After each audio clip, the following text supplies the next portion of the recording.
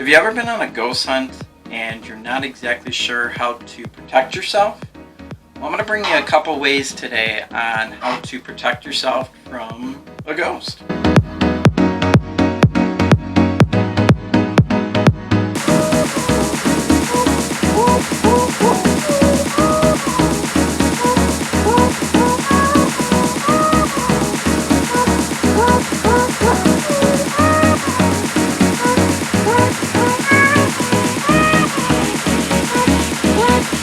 Hello everybody, Nick Zarlo here from Shadow Hunters Paranormal Investigations, bringing you another how-to video on our YouTube page. And if you guys haven't already, please go ahead and subscribe to our channel. Go ahead and click that little bell and that'll give you notifications whenever we post a brand new video. So I'm going to teach you guys a little bit today on how to protect yourself from a ghost, a spirit, or anything in the paranormal world. Being a paranormal investigator can come with some pretty harsh effects. For example, a lot of people have felt nauseous, they get headaches, they can get overcome with anxiety. So ghosts or spirits can affect you in different ways. Like I mentioned before in other video that I did about how they can give you headaches, nausea, anxiety, anything like that that can that you can physically feel. Well, today I'm going to bring you a couple ways that we like to protect ourselves on a paranormal investigation. One, you can always do a prayer.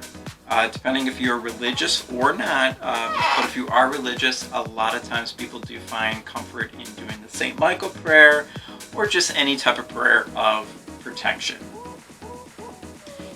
Something else that we like to do is we do these are specially made bracelets. So for example, this is black tourmaline.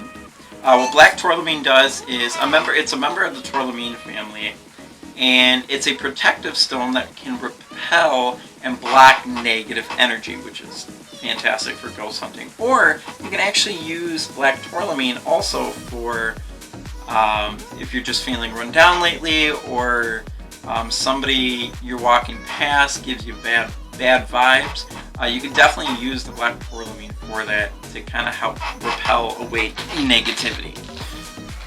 So with shadow hunters, so every time we go on a paranormal investigation, we have huge stones like this of black tourmaline. And we always feel very protected every time we do have the black tourmaline with us. It just makes us feel a little bit more protective to go on the investigation at night. You don't have to have black tourmaline. You can have any other type of crystal. That'll work perfectly well also. Another good crystal that we do like to use, or rock, is red jasper. So this is a red jasper, which is really good for you. Kind of the same thing. It'll help kind of repel that negative energy, or for ghost hunting, like a spirit kind of grabbing your energy and making you feel sick or nauseous or anything like that. We have a really good friend, Lisa. She has actually given us a lot of what we purchased, a lot of this type of jewelry.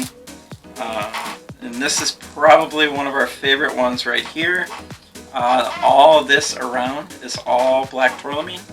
On top they're kind of like lava stones or lava beads, and what you could do is you can actually infuse them with anything like lavender or anything like that to kind of make you feel calm. And then on the bottom is just like your basic crystal. So wearing this while on a paranormal investigation does make us feel a little bit more secure while we're hunting ghosts. So always remember, when you go on a paranormal investigation, don't ever just go and not protect yourself.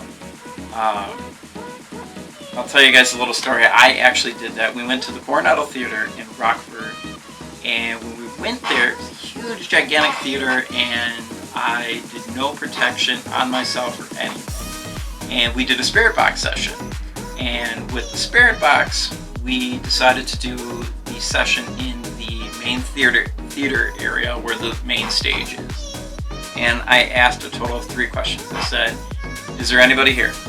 And I got a response that said, "Yes." Then I asked, what's your name?